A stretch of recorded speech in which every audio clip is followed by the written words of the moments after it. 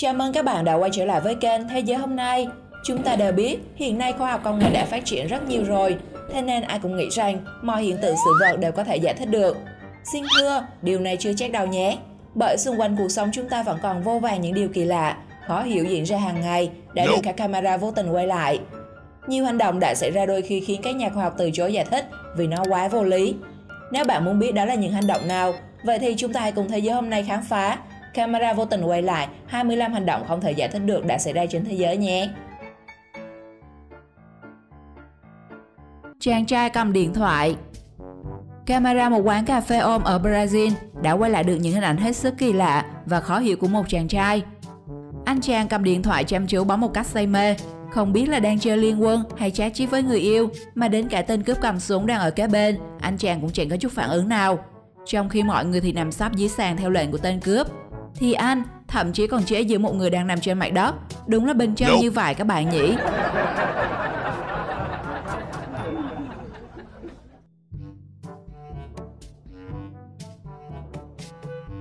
Giật đồ dạo. Có vẻ cô gái này đang bị cảm nên cô mới dùng một cái khăn giấy để lau mũi.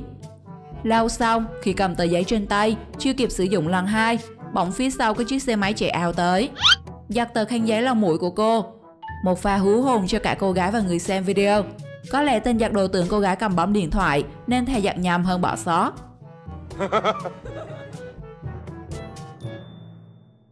Văn phòng ban đêm. Camera của một văn phòng công ty đã quay lại được cả một cái ghế tự động di chuyển khỏi vị trí của mình một cách kỳ lạ. Mà trong văn phòng lúc ấy đã không còn một bóng người. Rồi cả màn hình của tất cả máy tính trong phòng lúc ấy cũng không biết vì sao tự dưng lại đồng loạt chớp nháy màn hình. Chưa dừng lại ở đó, chiếc cửa vốn đã được đóng kín, nhưng rồi trong không gian yên ắng của đêm tối, chiếc khóa cửa lại liên tục tự mở ra, như có một bàn tay vô hình nào đó vặn mở. Các cánh cửa thì tự động đóng mở, như kiểu chúng ta vẫn thường đóng mở khi ra vào. Nhưng ở hoàn cảnh này thì nó lại không có ai xuất hiện. Các hộc giấy cũng bắt đầu tự mở ra, các tài liệu bay tung tóe trong văn phòng. Nếu như đây không phải là hình ảnh từ các camera an ninh quay lại, Amin chắc chắn tin rằng mình đang xem một bộ phim ma đúng nghĩa. Còn các bạn thì sao? Con chó. Sau khi nghe tiếng kêu cửa, chú chó đã nhanh chóng ra mở. Và sau khi chó lấy hàng, mọi chuyện tưởng đã xong, nhưng anh shipper lại cứ ngó nghiêng trong nhà xem có ai không, thì bỗng dưng con chó dùng chân sau của mình đạp cửa đóng lại đuổi anh shipper đi. Ai có thể giải thích được hành động của con chó này thì hãy comment bên dưới cho mọi người biết nhé. Người đàn ông đi xe lăn. Người đàn ông đi xe lăn này đã dùng đôi chân của mình để điều khiển khẩu súng nhằm thực hiện một vụ cướp ở một cửa hàng. Theo bạn, khả năng vụ cướp thành công là bao nhiêu? Không có đồng minh, cơ thể không trọn vẹn, vậy thì anh ta sẽ tẩu thoát như thế nào? Thật không thể hiểu được.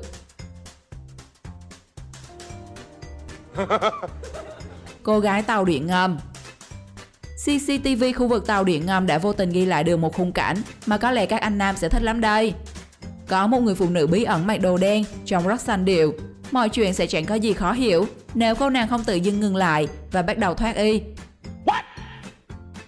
Tuy nhiên vì phát hiện có camera ghi hình nên cô nàng đã nhanh chóng rời đi.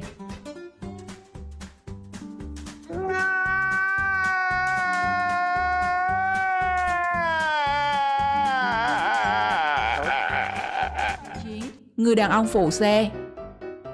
Thật vô lý và khó giải thích được vì sao người đàn ông phụ xe trong đoạn clip được camera quay lại có hành động kỳ quặc đến thế.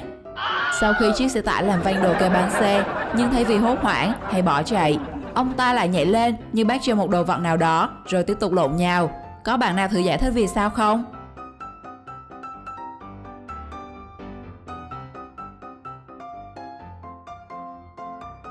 Con heo. Camera một hộ gia đình đã vô tình quay lại được một đoạn phim heo rất kỳ lạ. Sau một hồi mải miết kiếm anh, diễn viên chính của chúng ta trong đoạn clip không hiểu vì sao mắc kẹt cái đầu heo của mình vào một cái xô. Loay hoay để tìm cách gỡ nó ra, con heo đã đi lùi về phía phần hàng rào của gia đình. Nhưng chỉ vừa mới đụng mông, chiếc hàng rào đã một đi không trở lại. May mắn là nhân vật chính vẫn không sao.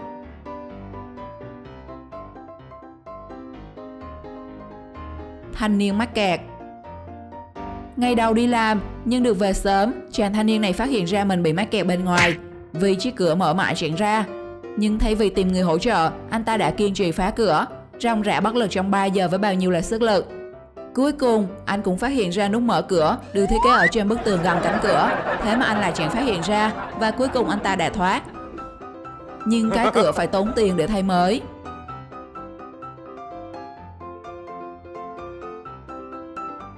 Cô gái mặc đầm. CCTV tại một cửa hàng đã quay lại một hành động khiến ai cũng phải bật ngửa. Người phụ nữ mặc áo xanh và chiếc đầm dài đang xem xét chất khử mùi của một người đàn ông và một cô gái trẻ. Trong khi họ giả vờ cân nhắc việc mua hàng, thì cô gái mặc đầm điều chỉnh thứ gì đó ở dưới váy và nhanh chóng nhét một thùng bia vào trong váy của mình. Sau đó cả ba nhanh chóng rời khỏi cửa hàng. Cửa hàng bán TV. Camera tại một cửa hàng bán TV đã quay lại được hành động không thể giải thích nổi của người đàn ông. Khi ông này tự nhiên đi vào cửa hàng, lúc này không có bất kỳ nhân viên nào và dùng búa đập liên tiếp vào các màn hình TV được bày bán ở trên kệ. Sau khi đập đã tay, người đàn ông lại thản nhiên đi ra như kiểu làm gì được nhau nào. Phụ nữ nấu ăn. Đây là bài học cho các chị em phụ nữ của chúng ta là phải cẩn thận khi vào bếp nấu ăn nhé. Em Minh hoàn toàn không thể hiểu được vì sao khi lửa đã cháy bén trên đầu người phụ nữ mà bà ta cũng không hề phát hiện ra, cứ vô tư dọn dẹp đồ đạc và tiếp tục nấu ăn. Hãy nhìn ngọn lửa trên tóc của bà ấy, nó còn to hơn cả lửa trên bếp, mà vẫn không cảm nhận được thì em Minh đúng là bó tay.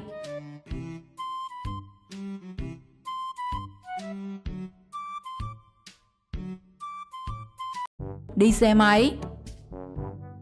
Một cuộc chạm trán kinh điển đã diễn ra giữa xe máy và ô tô, làm nhiều người không khỏi khó tin vào mắt mình. Thay vì nghĩ rằng sẽ có tai nạn và thương tích xảy ra, nhưng cuối cùng, một cú lộn nhào ngoạn mục, người điều khiển xe máy đã tiếp đất an toàn. Trong khi chúng ta thì vẫn còn đang nghĩ, anh ta đã làm điều đó như thế nào nhỉ? Thật khó tin đúng không nào? Game thủ. Camera tại một tiệm game đã vô tình quay lại được hành động khó hiểu của một game thủ. Có vẻ như anh ta vừa móc tóc một khá cay, nên game thủ này đã trút giận lên cả màn hình máy tính bằng một cú đấm thép làm nứt cả màn hình. Bạn nào biết anh đang chơi game gì comment cho mọi người biết nhé. Dù đã nhanh chóng tắt màn hình để xóa chứng cứ tội phạm, nhưng camera đã quay được rồi thì khó mà thoát việc phải bồi thường cho người ta.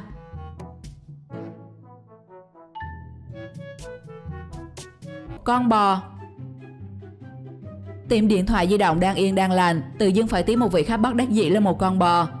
Không biết nó từ nơi nào mà lao vào cửa hàng của người ta. Sau một hồi náo loạn, làm hư hỏng một vài thứ, con bò kỳ lạ này đã quay trở ra và tiếp tục hành trình của mình. Nhiều người bình luận cho rằng con bò đã tìm mua iPhone 13 các bạn ạ.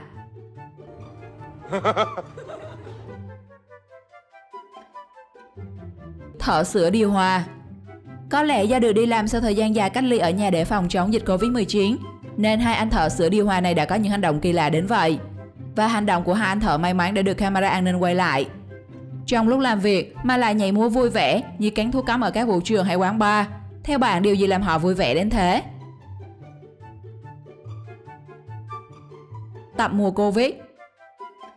Chủ nhà đã hết sức bất ngờ khi chén bát được rửa sạch sẽ. Nếu như không có camera gia đình, có lẽ người ta sẽ tin rằng có những nàng tiên xinh đẹp như trong truyện cổ tích bước ra dọn dẹp giùm họ.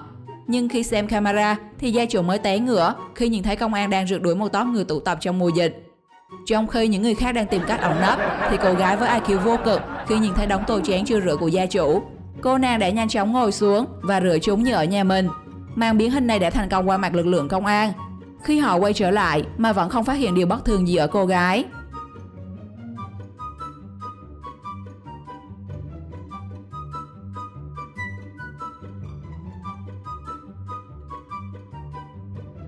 Xe tải. Bạn có chú ý đến chiếc xe tải này không? Em Minh đã không hề quan tâm cho đến khi nó tự mình lao thẳng đi một cách kỳ lạ, trong khi không có bất kỳ ai nổ máy hay cầm lái. Nhân viên. Ai có thể giải thích giùm admin người nhân viên cửa hàng này đang làm gì nhỉ? Phải chăng người đàn ông này đang muốn biến hình giống các dị nhân trong phim Hollywood?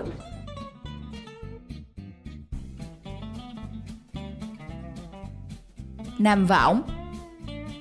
Camera quay được cảnh một thanh niên nằm võng. Bỗng dưng một cái âm vụ tiếp đất khiến cả camera cũng rung theo. Mọi người trong nhà tưởng động đất đã tháo chạy và khi ra ngoài mới phát hiện vụ địa chấn vừa xảy ra là do thanh niên quá trọng tải đu đưa làm võng đứt.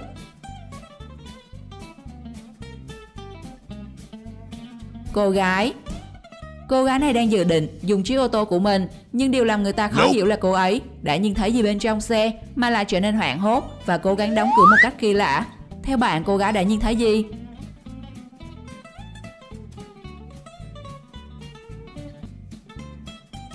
Ông bố.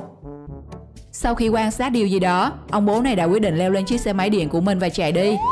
Thế nhưng điều khiến nhiều người ngạc nhiên khi xem đoạn clip là tại sao ông ấy có thể bỏ quên luôn cả cậu con trai nhỏ của mình và chạy đi như kiểu chưa từng được chạy. Thật đau lòng cho cậu bé khi cố gắng đuổi theo ông bố vô tâm của mình.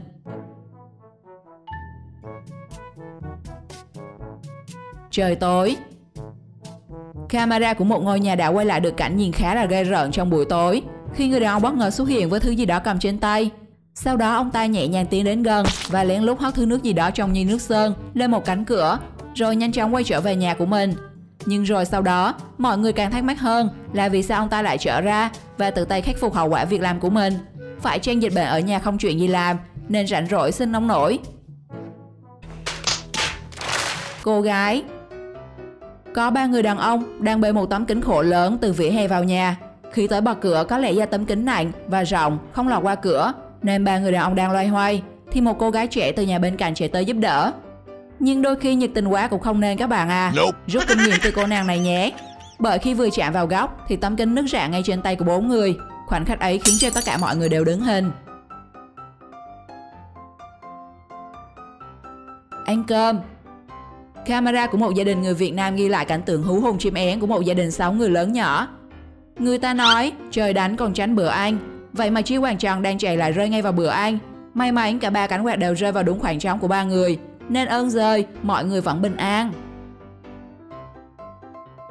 Sau khi xem video, bạn hãy thử làm một nhà khoa học và comment bên dưới những lời giải thích của bạn về các hành động khó hiểu mà Emin vừa giới thiệu trong video nhé.